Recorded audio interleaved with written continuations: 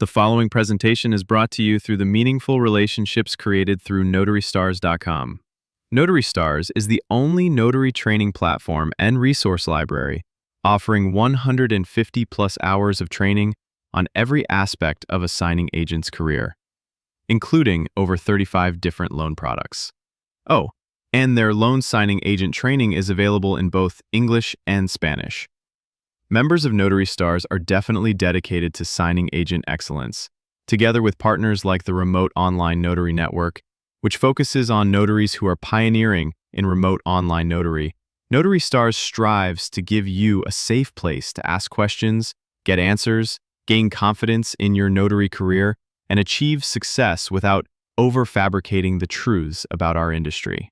If you would like to support Notary Stars or the Remote Online Notary Network, please consider liking this video, subscribing to their channels, sharing this video with a colleague, or becoming a member of either site and trusting them to help you achieve the level of success you desire. Well, hey there, friends. Welcome to Monday General Mentorship, or as we like to call it, MGM. Thanks for joining us for another week of mentorship and community. Whether you're a familiar face or a first-time guest, we're thrilled to have you with us tonight. We're here every Monday, except for holidays, which means there won't be a session next week because it's Labor Day. So we're out next week, but generally we start at 5 p.m. Pacific time. So watch for the weekly newsletter and click the button to add it to your calendar. What's that, you say? You don't get our newsletter? Ha! We can fix that. Kirsten, throw that link in the chat for everybody who wants to get our weekly newsletter. Our mission here at Notary Stars is to give notaries the truth, the tools, and the training needed to succeed. So whether you want part-time income or build a full-scale notary business, we're dedicated to helping you master all things notary. And seriously, that is no joke. We have everything from rock-solid basics to the most complex loan file types in both English and Spanish. We even conquer the mysteries of Ron together and offer the best notary business marketing course to help you shine. If you're already a member of the training website, you have access to a different class every single day of the week on amazing topics to help you hone your notary and business skills. Popping in today, we have our resident document translation provider, Gabriel from Idiomatic, and our most trusted trainer for Apostilles, Mr. John Nelson, is here. So stick around. We'll be spotlighting them in just about 20 minutes. Guys, as we get started today, remember you can raise your virtual hand at any time to ask a question or share an experience. Don't be shy. We're all here to learn and grow together. Please ask just one question at a time, though, so that it allows others a chance to ask or share as well. We're going to jump right into our notary moment for this week, and that's going to be confirmation bias. So that is the tendency to seek out and interpret information in a way that confirms your own pre-existing beliefs. We're all kind of guilty of it sometimes, right? When you have a question, guys, we just encourage you to use multiple resources to find the right answer and keep an open mind and always question everything. We've got a blog article that we'll be putting in the chat for you that we can link you out to read a little more on the subject if you like. All righty. Miss Amy, do we have any remote online notarization announcements today? Oh, I believe we are announcing the launch of the YouTube channel, correct? Yes. Is it possible to put that in the chat? Yes. Get some followers. We got 97 people in here. I expect 97 followers. There it is. It's in the chat. Thank you, Kirsten. But yeah, definitely check out the YouTube and follow us for some new content. We've been working hard. Right, Ronnie? Absolutely. It's never ending. Right. Mr. Mickle, Do you have any announcements or anything you want to add, or just get us kicked off, get us started here? Yeah, I just want to remind everybody, we're going to take a quick break next week for the holiday. So please mark your calendar for the following week, which is September the 8th. This is going to be our Google business presentation. Listen, guys, there's a lot of people out there that charge so much money for Google My Business. I've always kind of rolled my eyes at that. I've done for years free training on Google My Business. I want to show you guys how to optimize your Google My Business for free. I don't want to charge you guys. I don't think that anybody should have to be paying for this. Google doesn't charge for it. If they thought it was a viable product to charge for it, they would charge for it themselves. There's a lot of phone calls that you get saying, hey, I can get you to the top of Google. I'm going to take you through, show you, and help you analyze your own Google business. We have one of our very own Notary Stars, Anissa Abea, that has allowed us to use hers. She has tons of great reviews. I'm going to show you how to maximize your Google My Business listing, how she's done it. We're going to analyze what you can do to yours, what you need to be doing, and I promise you everything's going to be free. So please go ahead and put it on your calendar now. Same time, 2 weeks from now, September the 8th. With this, I just want to ask a few questions. If you are a brand new notary or new to Notary Stars, let's use the chat for just a moment. I got a couple of questions. If you are brand new to Notary Stars, tonight's your first night or first couple of weeks, or you are brand new in Notary altogether, put a 1 in the chat. I just want to see if we got any brand new faces here. Welcome, welcome, welcome. I know Myra's new. I just picked up the phone and called her because she just signed up right before we got here. The next thing that I want to ask you guys, and this is going to apply to everybody, how many of you are interested in what we call affiliate marketing, meaning that you are interested in making money while you sleep for just passing along business to someone else? If you are interested, put a 2 in the chat. I want to know about okay, I see the chat blowing up right now. Everybody wants to know how to make money while they're sleeping. It is possible, guys. I am actually starting that journey with my Notary Star Plus marketing students. A couple of last questions for you. How many of you are either interested or already working with document translations? Put a 3 in the chat. All right, I see those blowing up. I love seeing that. All right. Now I bet this chat is about to really blow up here. How many of you are interested in or already working with apostilles? Put a number 4 in the chat.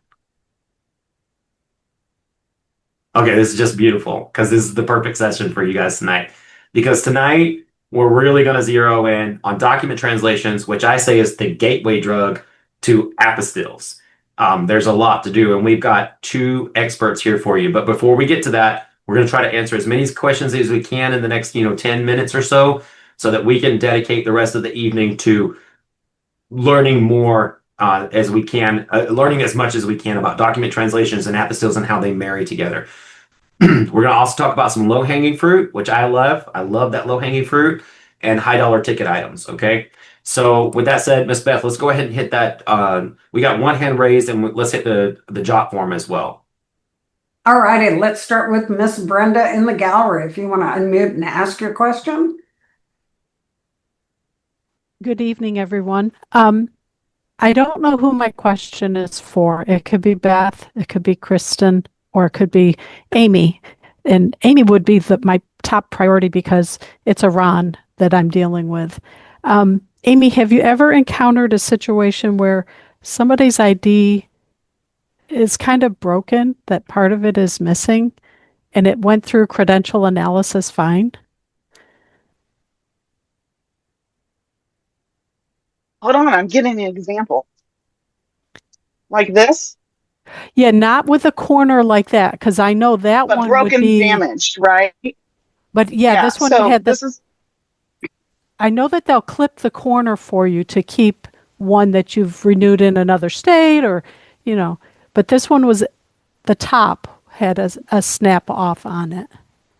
So I've never had one pass, but I've had one folded, and it had the crevices on each side into 4 corners. And this is my old ID, so I can do this. Okay, so We're freaking me out a little bit.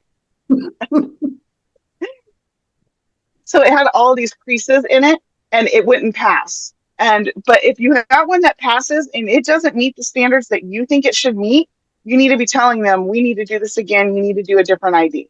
Okay. So, but here, see, I got a good one here too. Well, it had The photo was fine. The signature was fine. The identification number was fine. It was just the top left-hand side of it was like a little quarter-inch snapped off. So I'm going to say that that's a judgment call. If it passed credential analysis and you have it put up to the camera and you can see it's the same ID and it's the same person in front of you, you're going to have to go with your gut. okay, all right. I know if I was in person and I saw it, I wouldn't accept it.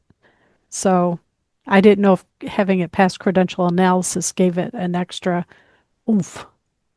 I love that you said that, and I actually want to throw my 2 cents in, as you guys know I love to do. So I've actually had them where they're like covered in paint. The guy was a painter, and it was just literally covered in paint, and it passed KBA, but I couldn't see a lot of the information that I needed to see on the ID, so I had to fail it. And I've had a lot of remote online notarization where it comes through and they are passing the KBA, but it doesn't pass where I can see it on the camera. KBA is only one component of you doing your job, and there's going to be a lot of companies out there as a remote online notary. I won't name any because I work for them, but they will try to push you as a notary to kind of accept something because it passed credential analysis.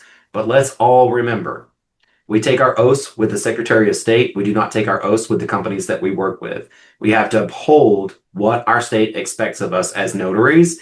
If you feel that you can't accept that ID if any information is compromised, you don't feel that it's valid, do not let that computer tell you, because at the end of the day, you still have to physically inspect that ID. You still have to make sure all the information lines up.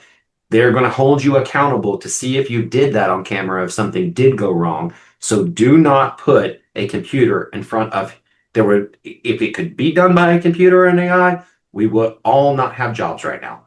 So that is just one little component of actually performing a proper notarization. Okay, and then I'll take my 2 cents out of it. I love that you ended with that, though, Miss Brenda. So you're on the right track. Thank you. Okay, Mr. Manuel, maybe we should take at least one question from the jot forms, and then we'll get back to the hands in the gallery. Again, guys, we have two special guests that we're going to try and squeeze in tonight, so we don't want to take too much time away from you or them as well. Go ahead, Manuel. Sounds good, man. All right, the very first question came from Beth B, and this is for Mrs. Amy. I would like to get some experience on RAM platforms before bringing my own clients. What's the best way to go about doing this? What are the most important marketing techniques I should be focused on right now to grow my RAM business? Okay. So when you get onto a RON platform, you're going to have to get on, you're going to have to get approved to be able to test it out. And you're going to phone a friend. Hey, are you busy? Can you do this for me? I need you to pretend to be a client. Load a blank document. It doesn't even have to be a real document. Go in there, pretend it's real. Put stuff on the document. See how it works. See how it flows. Ask your friend. Maybe set up a separate Zoom session or have them FaceTime on their phone so that you can see their screen while you're doing your screen. But you're just going to call someone to do it for you. Do it with you. Maybe you have to pay someone to do it. Maybe you ask in a group, hey, I need a volunteer who wants to pretend to be a client for me. A lot of people want to have the other experience. It's great to be the client. And I'm going to tell you what, if you get a chance to be a client on a RON platform and it's a test session, don't listen to the instructions. Click all the wrong buttons and see if that notary can back you out into the right space, because that's the true sign of a notary that knows what they're doing. Now, as far as marketing, you're going to want to make sure you're comfortable with the words. You want to use words that your clients are going to want to hear. You don't want to use technical terms, and you want to make it sound easy. And then once you get them in here and then they realize it isn't as easy as you promised, you just got to backtrack and make them feel good. Right, Ronnie? That's true. And then I also want to, add in that if you're performing remote online notarization, we do have a template built for you, and this is going to tie well into what we're all here for tonight, because I know you all got the same email that I wrote and sent out on how to make more money with document translations, and then also facilitating apostilles, which you can do nationwide. You can help customers all over the world and country. with these products. And if you're a remote online notary, truly you're going to have to market to the entire country anyway. So why not add in products and services and become an expert in those products and services so that you can bring in more revenue? If you're going to market nationwide, why not add in things that you can do nationwide as well? We'll talk about that in a little bit, guys, so please stay tuned. But I just wanted to answer Amy on that one. I want to get as many questions in because we got about 4 minutes, Miss Beth, and we really need to get online with Gabriel and Mr. John. So let's Miss Alicia, the Notary Star of the Year. Yes, ma'am. She's got a quick question, I know. I do have a quick question. Did I unmute? Yes, ma'am. Yes. Hey, everybody, and happy Monday night. Happy pre-Labor Day. This is a segue for the notarizations that have to do with the translations.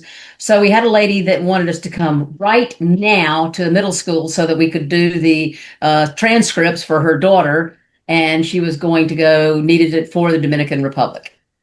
And then of course, I sent Al out there, and he said, what do I charge? I said, well, if it's just, a travel fee and a notary, it's 10, 30 and 10, but try to talk her into letting you do the Apostille. Well, no, she was going to drive to Tallahassee today and she's going to translate it. Now, I asked him, I said, did you tell her it needed to be a certified translation? He said, no, I did not. Good. What people are paying us for is our expertise. That's it. That's what they're paying for. They're paying for the convenience and the expertise. They're paying for the fact that we have couriers at the Secretary of State who know what they're doing. And so, I have people bringing documents to me and say, I already had it notarized. Great. We'll notarize it again properly. Because if I send this over to the Secretary of State, they're just going to take my $10 check and send you back a little note that says, thanks very much.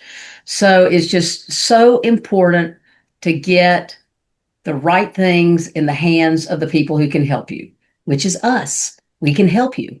And that's what people are paying us for, is because we know it needs a certified translation. Yeah, I know you can go Google Translate. I know you can DPL translate. I know you can do all that stuff online, but you're not a certified translator. I play a lawyer on Facebook, but I'm not a real lawyer, okay? I play a doctor. I play a doctor on Facebook too, but I'm not a real doctor. But I am a real notary, and I know that I can't translate stuff. I know I have to get somebody like Gabriel to translate stuff, and it has to be a what? Certified translation. Thank you very much. I'm off my soapbox.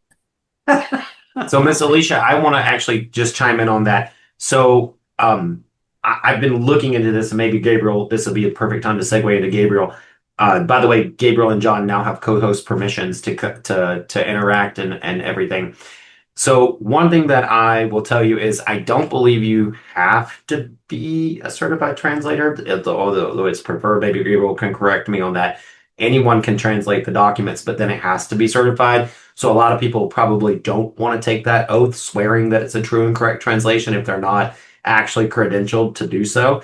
So it does work better that way. But one thing that I've found, and I just had a call with Kirsten she actually got to witness this. As I'm building my Apostille and document translation business, what I've actually been telling my customers is that knowledge is free, but to facilitate, it costs money. And so I've been getting reviews. I've actually collected 2 reviews that are from people that I did not actually facilitate. One customer, I actually gave him an entire list of everything he needed to do. He got to step 2 and bailed and came back and hired us. He was like, this is too complicated.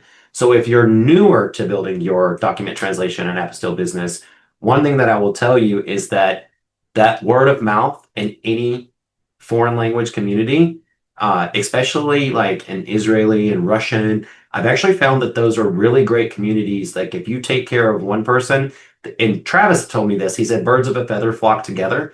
So generally, if you help one customer, even if you wind up doing that for free for 1 or 2 times, they're going to go tell all of their customers about you.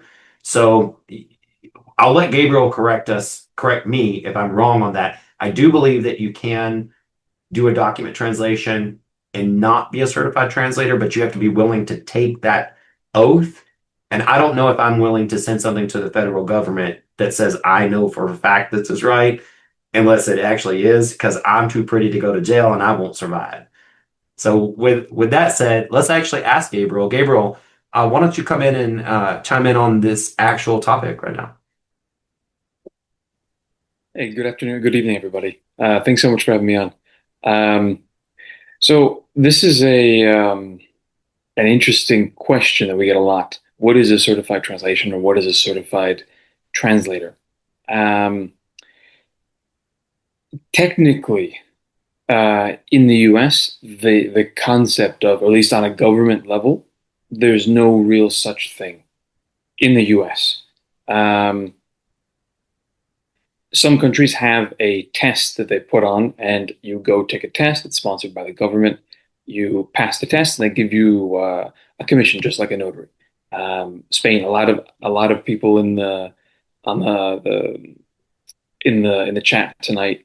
We've done translations for them for certain countries. Spain is a big one, where they required a certified or official translation done by someone who's taken a test put on by the Spanish government, and they have a seal, and they have a commission number. In the States, what we consider as a certified translation is us as the company. We are a certified translation company because we've passed an external audit. So we have an ISO certification, which is the International Standards Organization, and then we have a specific subcategory number. And someone comes in, looks at your work processes, looks at your complaints, looks at who does the translations. A big part of that is that every translator you work with has to have a degree in translation and a certain number of years of experience. And they do actually look through the CVs, they look at the people, they see who they are. So we're not just making this up. And that allows us to say that we are a certified company. So there's a bit of like a nuance there, but it's, at least in the US, it's more based on the company rather than the person. But you as a company have to work with professionals to be able to say that you provide certified translations. A lot of these official organizations, you can take a test or you can pay money as a membership, but they don't really actually test whether the translators themselves are good or not. Gabriel, I want to actually share with everybody here.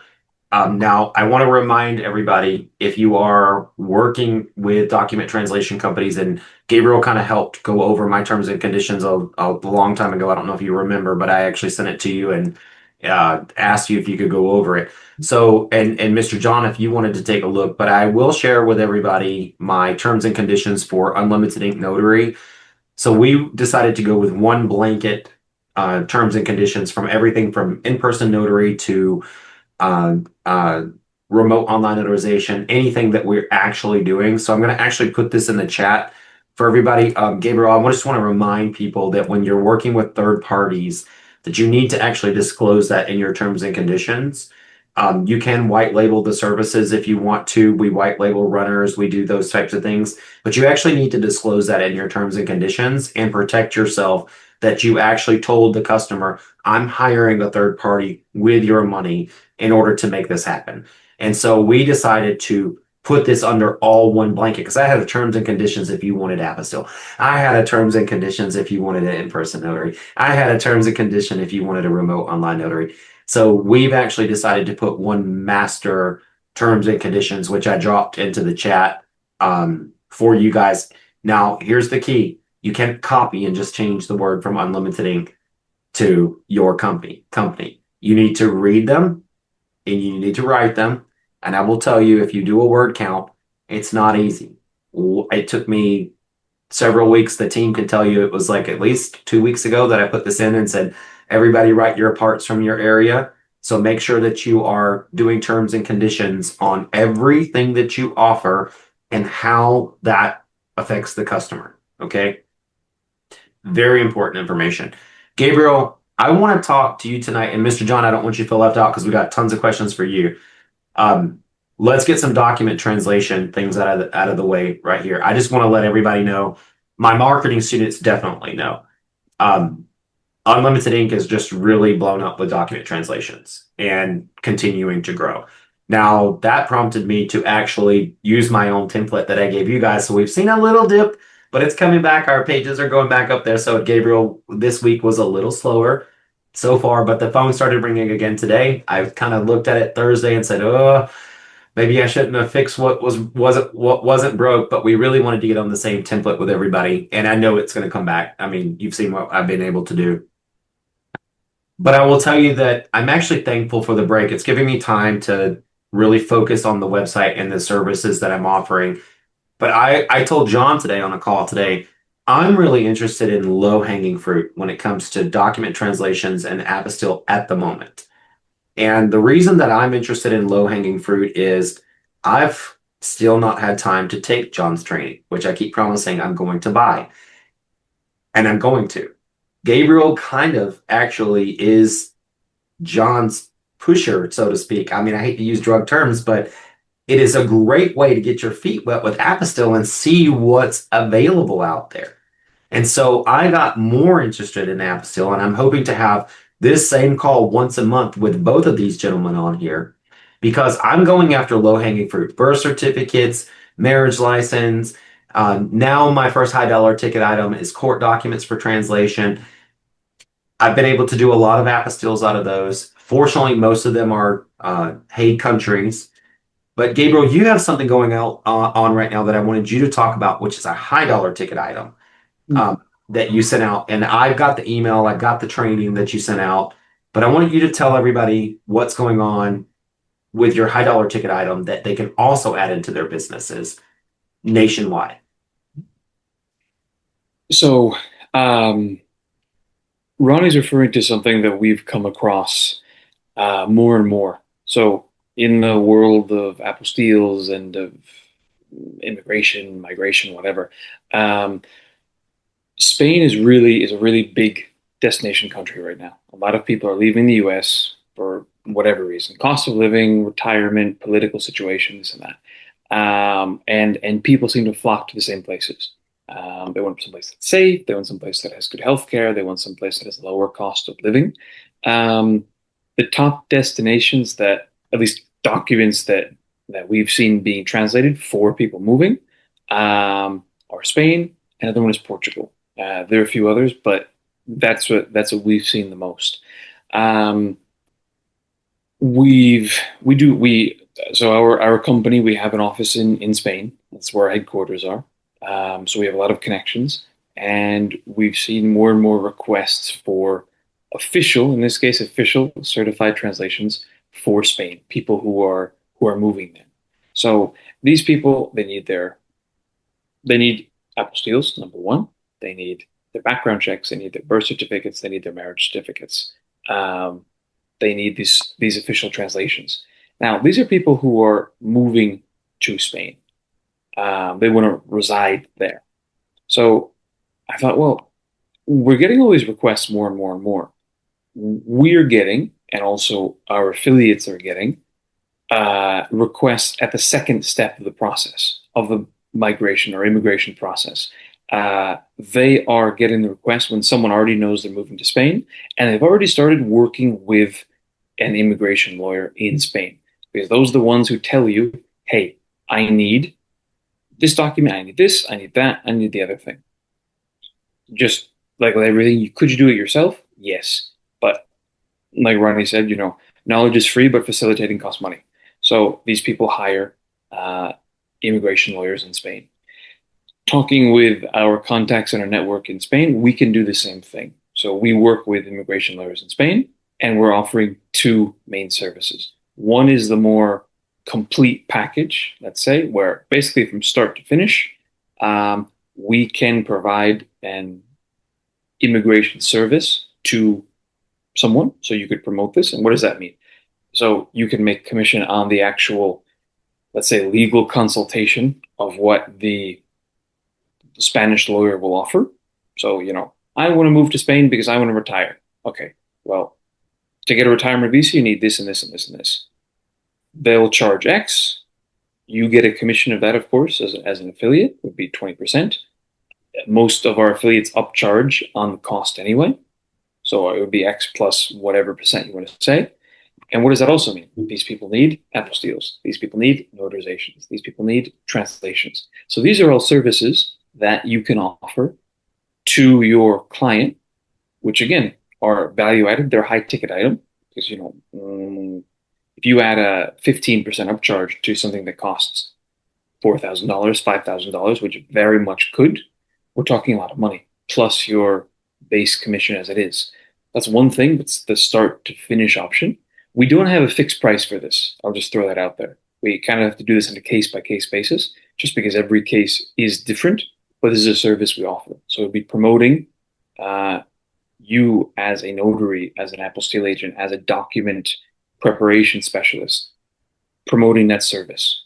So from the very beginning, Spain visa consultation, whatever you want to call it. That's one thing. And we also, the one that we do have as a fixed price is for people who, so one is for people who want to go to Spain and live. Another one is for people who would like to buy property in Spain, who would like to start a business in Spain, but don't want to live there necessarily. Why? Maybe they're going to retire in 4 or 5 years and they want to buy a house now when interest rates are low and the market is cheap. Maybe they're a high net worth individual and they don't want to move to Spain and become a tax resident because then they'll be charged a ton of taxes. These are some, or you just want a vacation house in Spain. You don't want to live there all the time. To do that, you need a tax ID number. That allows you to get a mortgage. That allows you to open a bank account. That allows you to actually buy a house, even get a telephone contract. We offer that at a fixed price, also with commission. And we found there's a lot of requests for this. So all these little services you can offer because, again, if you're selling an $800 service and you add X percentage on top of that, plus a commission that you get, that adds up very quickly.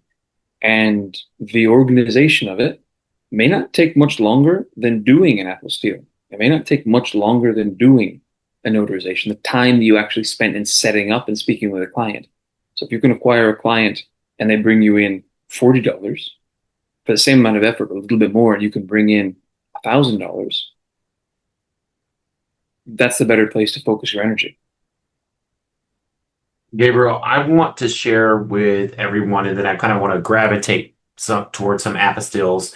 I definitely want you to stick around tonight because I would love for this conversation tonight and going forward. This is kind of training the audience at the moment because we've never actually had two brilliant minds like yourself and John on the same call. We want to make sure that everybody understands that there are two forces here of revenue. You can go with the document translation. People can go get their own translation and come to just an apostille agent. They can get it all in one place. But I really believe that this is a moment for the notary community to kind of understand how to bring all of these things in. Now, you were just talking about a high dollar ticket item.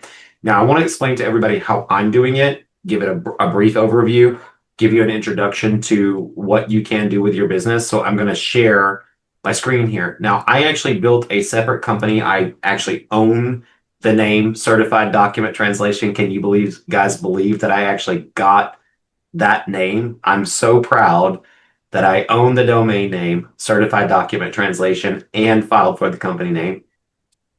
You'll notice on here that I have a lot of things, and I just added court documents because Gabriel and I tag teamed a court document.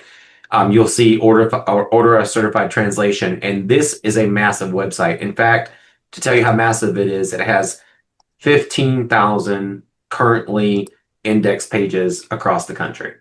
So that's 15,000.3 indexed landing pages and growing across the country for document translations. You can see our sitemap here. Now, if you don't understand these things, this website is actually so simple, but you can see that we are creating sitemaps. We have 66 of them, and my students will understand this. This is something that may be above your head, but these are different locations across the US where we're putting all of these landing pages in, drawing in this business, which leads to apostille. Okay. Now, that certified document translation, I just started that company, I don't know, a couple of months ago. In fact, we can actually check from the sitemap or the pages. You can see that we launched in May. So June, July, August, September, let's see, June, July, August. So 3 months in, 4 months in, we are now at 15,000 pages and rocking and rolling. But this is unlimited ink. Now, I told you that we went through, I'm now using the same template. You can see that these websites look very similar to each other in structure. We launched the same template that my marketing students have available. And this is how many pages Unlimited Ink currently has. Now you can see how much we had before I launched my own template that I practice and preach every day. And I've secured everyone else's mask before my own. We now have 43,957 landing pages throughout the country, inviting customers in for document translation, notary services, remote online notary, estate planning, all of those things. Now, when this comes to Apostille, I'm telling you, I'm truly going for the low-hanging fruit when it comes to Apostille. And that is birth certificates, death certificates, smaller documents. Now, Gabriel has other ways, and I'm going to be adding those into my website. And when it comes to Apostille, that's where I need to get more training, and that's where I wanted to, bring Mr. John in to the conversation because it goes beyond just that low-hanging fruit. Now, Mr. John can tell you, and I just had a situation. Lisa Duffy's on the call tonight. I saw her raise her hand a couple of times. I actually had to call Lisa Duffy. I'm going to see if she's still here. I actually had to call Lisa Duffy, and Kirsten can. I'm going to make Lisa a co-host so she can comment on this as well. I had to call Lisa, and I was like, I know you took John's course. I haven't taken it yet. I got this customer that needs this, and I needed to be able to facilitate something for a customer. And I want you to stay around to the end of the call tonight, guys, because I have a story that totally wraps all this up for everybody. But I was able to call Lisa because she does fingerprinting. I have a customer who needs, he thought he needed a background check in the federal government. Then he needed one in every state that he lived in. And he didn't know how to get it. He was going to go do rolled fingerprints. And Lisa was like, no, go to this website. This is where you're going to get your federal background check, which is for all 50 states. And then it's just go to the Department of Justice with that. But he also needs that translated in Apostille. And then I had to make sure, can I do the Apostille? When you translate a document, and John and Gabriel, you can correct me on this if I'm wrong. Most of the time, when you translate a document, it becomes its own document, but not on the federal level. When it is and John, you can correct me if I'm wrong on this, and Lisa's actually the one that guided me this. Even though it's a federal background check, I could do that on the state level for the translation because it's its own document, but we can send it all one time to the Department of Justice to get it done. That's going to be I'm here. This is Lisa. Sorry. Yeah, go ahead. So I was saying that if you get it translated as a supporting document to the original FBI background check, either way, they both need to go to the U.S. Department of State. Mm-hmm. But you stated that he wanted or he needed the translation certified, right? Correct. Okay, so that would be the translator's, let's see, the translator's signature would be notarized. Mm-hmm. And so in that case, it could go to the state level, but it might still need to go to the U.S. Department of State. So it would have both authentications on it. Okay. So it would have, and that just, you got to sort of, talk to the client to see what exactly they need. Sometimes they just need the state level, and sometimes they need both. And it's up to that country. John, am I correct?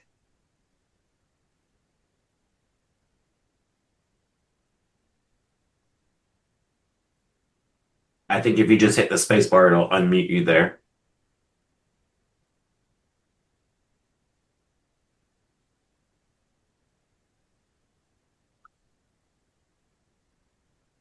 I see you unmuted, but we can't hear you. Ronnie, do you Can have you hear me now? Yes, sir. Okay, because I'm having some trouble over here and I can't see anybody from time to time, okay? But I can talk. Um, what a lot of states are doing, and is totally incorrect, is that they're taking, and it's because the FBI, when you get an FBI background check, they send you two things. They send you a PDF file and a hard copy. And a lot of people are taking that hard copy and using it as a document custodian form and sending it through the state, which is totally incorrect. It's a federal document. Federal documents can only be authenticated by a federal office that is listed as a competent authority. So, and I've seen a lot of FBI requests. People come to me and say, I can do it this way and the state can do it. I said, that's fine, but I'm not going to do that because it's not, the state doesn't have the authority to legalize a federal document. Now, if they may do it as a document custodian, that's kind of a gray area. You know what I'm saying? It's really kind of gray. I wouldn't advise anyone going in that direction, but it can happen. Put it that way. Okay. Mr. John, I'm glad that you're here tonight because you just mentioned something that I feel is starting to brew in the notary community, and you guys know I love to rip the Band-Aid off. But I've seen a lot of talk, and Amy, you can talk about this because what I'm finding out is remote online notary actually helps us in a lot of states streamline getting that appointment, because used to with Apostille, if you needed an apostille, then I had to travel to you, then I could go to the Secretary of State's office. But with certain documents, I can actually do them through remote online notary right here in Arizona and take them right down to the Secretary of State's office, cutting the price that someone traveling to them would do. Arizona accepts electronic signatures and remote online notarization on any document. Now, that saves a lot of money if you live in Peoria, an hour away, and then have to go to you and then come back and drive down to the Secretary of State. But what I'm seeing is, and this is going to be with Amy, and I would love John's input on this. So a customer brings you a document and they say, I need to have this apostille.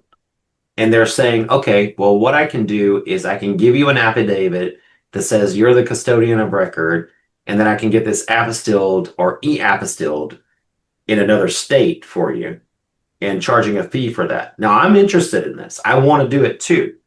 But I've asked Laura Beaver, and she said that wasn't technically unauthorized practice of law.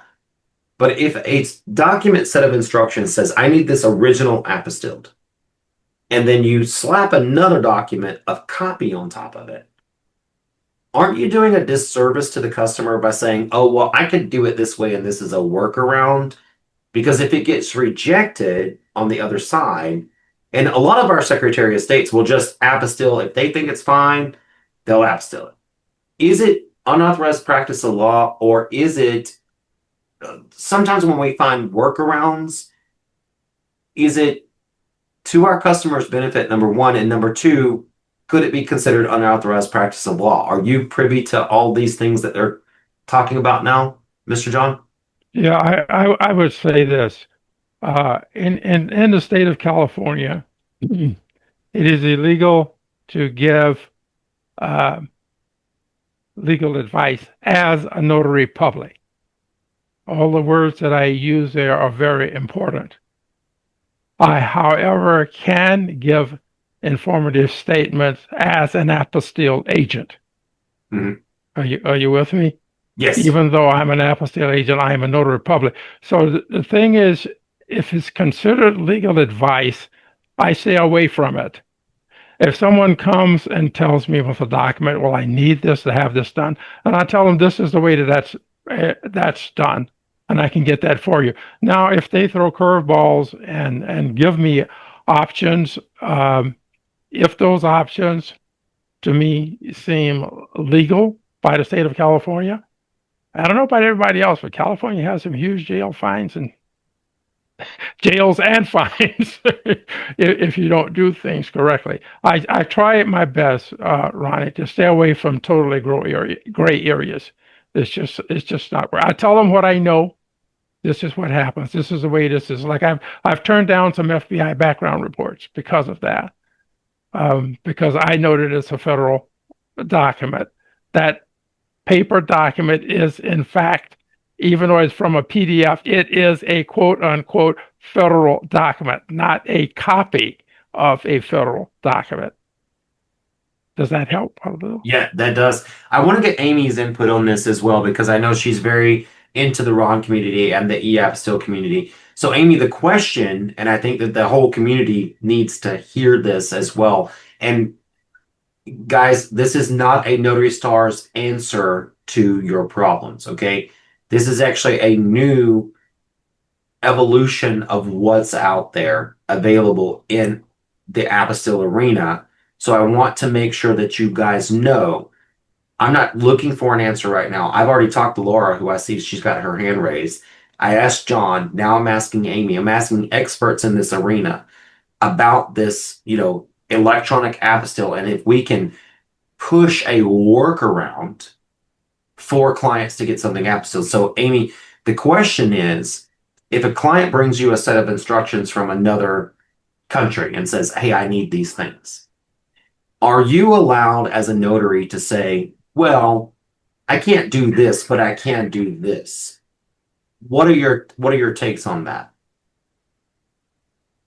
So, I guess to clarify the copy certification via Ron, because that's what we're talking about here, right? In general. Correct. Okay. So, in order to do a Ron copy certification, it is always going to be document custodian. A notary doesn't need to do a Ron for an original copy certification because you have the tangible document in front of you. You don't have to have them sign off on it. You yourself are signing off that you have the original copy. If you're doing it on Ron, it's always a copy. It's never an original document when they upload it in the Ron session. So you're not giving legal advice. You're saying the only way I can do this online is through copy certification by document custodian, which is a notarial act in most states. For instance, Ohio, you can't do copy certification of a document. You have to do copy certification by document custodian. Now that I've relocated to Florida, I can do a true copy certification, but I don't need the client to do a true copy certification because they've mailed me their original document. And in order to do a Ron true copy certification, I have to have the original document myself and put it into the Ron session, but they don't sign anything. So you really don't even need a Ron session. Do you see where I'm going with it? Mm-hmm. But to your effect, adding in the aspect of, okay, I'm in Florida. I can do a copy certification by document custodian, and I can have it physically transported to the Secretary of State's office for an apostille. It's going to take about 2 weeks to have it shipped there, have a courier run it, have the courier ship it back to me, and then it's going to be a tangible document that I have to ship to the agent or the hiring party, versus the same notarial act done by Montana, who can then transmit it electronically and have that same apostille done in 4 hours or less, and it's all digital and the customer has it by the end of the business day. It's the same notarial act. You're just saying use a different state. We say that every day with biometrics. You're a foreign entity. Okay, well, we can't do KBA. We've got to do biometrics. We got to use these states. I don't see that as giving legal advice myself. Now, does it mean it's always going to be accepted? No. You definitely have to check with the receiving agency. Is this going to be okay? But that's true with any online document. Okay, I think you I think you just said what I really wanted to people to hear is there's a lot of, we can do it this way, and I'm starting to hear lots of workarounds as Apostille comes. And I'm gonna unmute Miss Laura here, and I just want to get these words out, and I'd love to hear her take on this. I'm hearing there's a lot of workarounds for the Apostille community, and guys, let me tell you something. The more I get my teeth into this community of document translation and apostille, the more it tastes so good. Like, I love it. I don't want to eat anything else. I think Travis and I are just like, oh my God, why have we been doing loan signing all this time, which we're never giving up? But why have we been doing this and not focusing on this all this time? My problem is now I'm starting to hear all these workarounds, like I heard in loan signings, and I tried to correct that conversation and want to make sure. And I want to make sure that these workarounds that we're hearing aren't going to hurt us. Because to me, when I hear a workaround to get a document to another country, eventually they're going to catch on to that workaround. And there's actually, and I think Laura can talk about this, and I love that she can be here to say this because it's the perfect time. Eventually, the countries will catch on to the workaround. So, Miss Laura, I'll let you take it from here. Yeah, so we have seen that increasing. You know, we can get it done at the most expedient way. However, what we see missing is that checking, will the receiving country accept working with document custodian certified copy? And what we're experiencing is we're seeing, and I was at NAS just a few weeks back, and what we're hearing is countries are catching on and they're changing the rules. And they're saying, we're not going to accept it that way. We want the original and we want that done. And we will not accept it. We're going to kick it back. So when we create something and enough volume of it is happening and they catch on, they say, okay, we're not doing that no more. And so the notary administrator, gosh, I can't remember which state he was from. He might have been Pennsylvania, but it could have been the guy standing next to him, was saying, here's what's happening now. Here's what we're hearing, and that these countries have changed the rules, and they're saying, we might have accepted them before, but we're not going to accept them now. So what I think is really important, guys, isn't that we're not creative and try to serve the client in an expeditious manner. I think that's a good thing. But we need to make sure that the country who's on the other end, because it'll slide through the Secretary of State.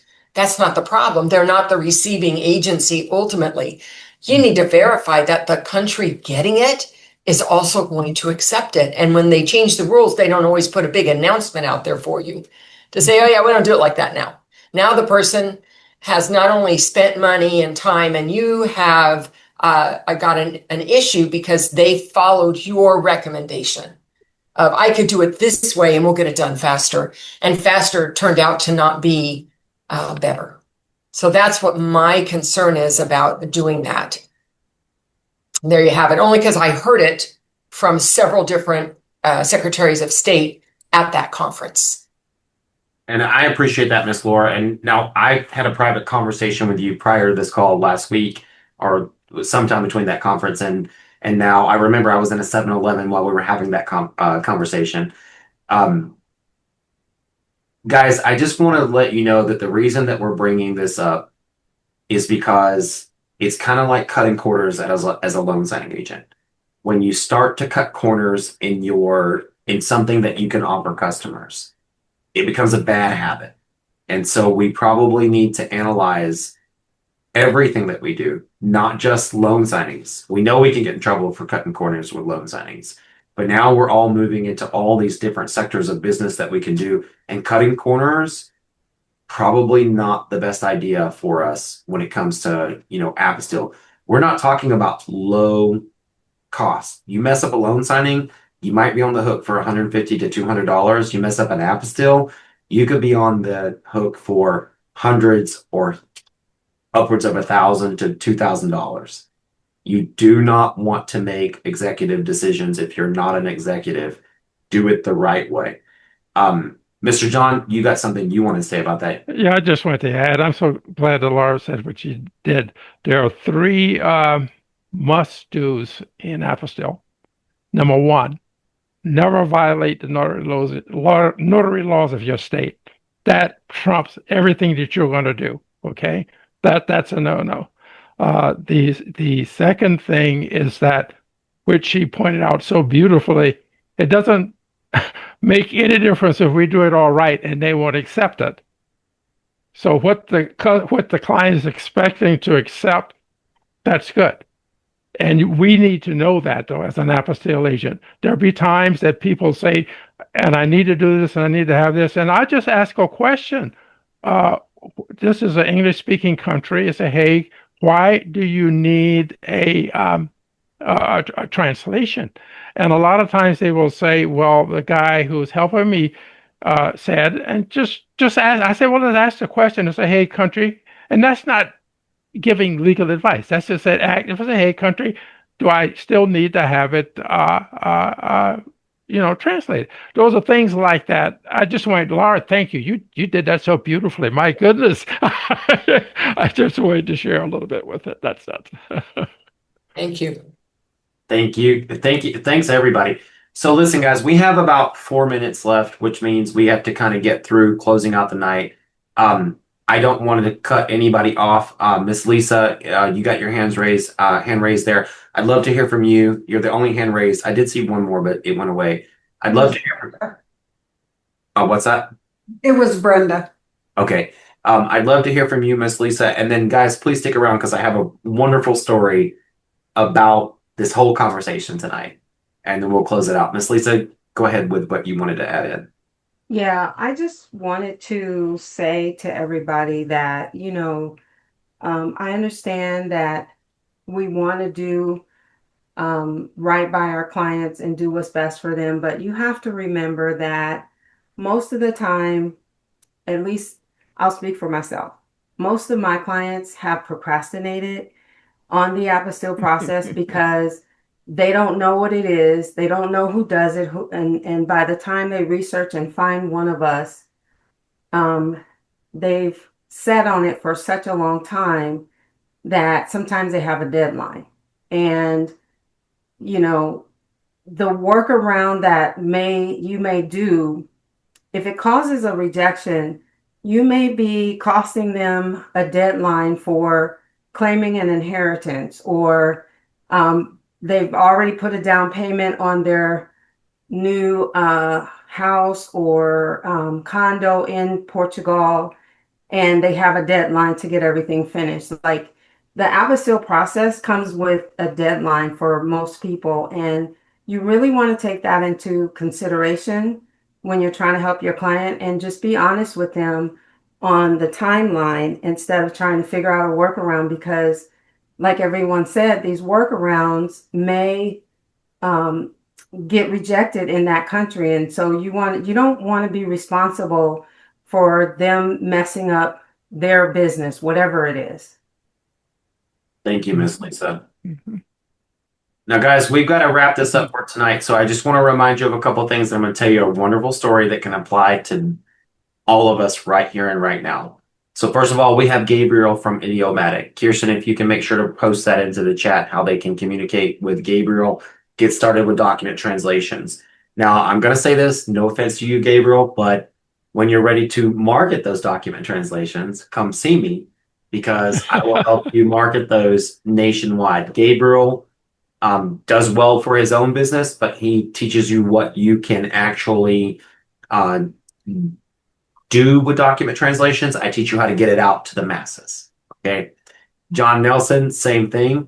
If you are looking for an expert trainer when it comes to document translations, John Nelson is the best. He's trained all the trainers. So he's right up there with Carol Ray. If anybody has learned that's a pretty high bar. You put me with Carol Ray. That's really up there. But every trainer that's actually teaching right now has taken your training course. So there's no teacher out there that has not taken your training course and is now regurgitating information. So guys, get it from the horse's mouth with John Nelson when it comes to training. If you've taken another apostille training course, still take John's, because you're going to learn what they might have missed out of his training. You ever play the telephone game? You always lose something along the way. So get it from the source. He is the original OG. We're not going to call him the king. We're going to call him the OG because he is the original. Okay? Guys, I'm going to leave you with a story tonight. I hope this resonates with you guys. You might have heard this story before, but I would love to look at the notary community this way. I think some of the other trainers on, John, Gabriel, Beth, Amy, Laura, you guys might like this story. Lisa. So this is a story about a village in famine. Okay? And one day a traveler comes through and he realizes everybody's starving. So he says, I'm going to help you make soup so you can eat tonight. And he throws a stone in a pot and he tells everybody he's going to make stone soup. And they all look at him like he's crazy. And he starts cooking and he just starts stirring that pot and he says, I'm going to feed you all. He says, but you know what would be great is if we had some carrots. And then he tells another person, well, why don't you bring some onions? And before you know it, he had a nice soup all started from one stone that couldn't feed anybody. And we should really look at ourselves in this community like a village full of famine. And all of us can contribute to the pot that we eat from. Okay? One village can be filled up by one stone and one pot if we all just throw something to contribute to make something out of that soup. So I'm going to leave you with that, guys. I'm going to say it now the way I've always said it before. If you are not naked, turn on those cameras and let's start giving our signature wave. Wave to Mr. John, wave to Gabriel, wave to Miss Laura, wave to Beth, wave to Amy, wave to Manuel, wave to Kirsten. Thank you guys for spending your evening with us. Thank you so much. I hope you got some takeaways for tonight, and we hope to see you again in 2 weeks. Good night, everybody. Good night. Good night.